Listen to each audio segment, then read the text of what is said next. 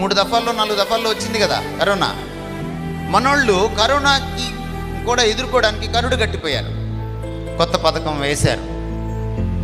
కొత్త పథకం వేసి కొత్త స్కీముతో వచ్చారు. ఏమిటంటే ఆన్లైన్లో ఉపవాస ప్రార్థన. ఆన్లైన్లో ఏమిటి ప్రార్థన, ఏమిటి అది కూడా ఉపవాస ప్రార్థన ఏమిటి? మత్తయి సువార్త చదవండి. ఉపవాస ప్రార్థన ఎలా చేయమన్నాడు యేసుక్రీస్తు వారు? రహస్యంగా చేయమన్నాడు. తలుపులు వేసుకోమన్నాడు, తలంటు పోసుకోమన్నాడు.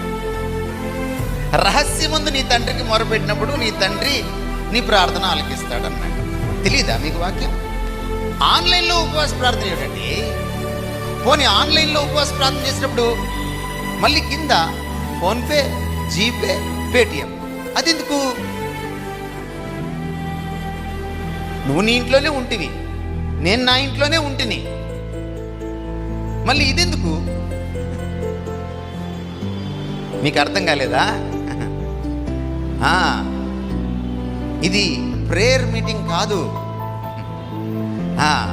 ప్రార్థన పేరిట వీళ్ళు వసూలు రాజాలు.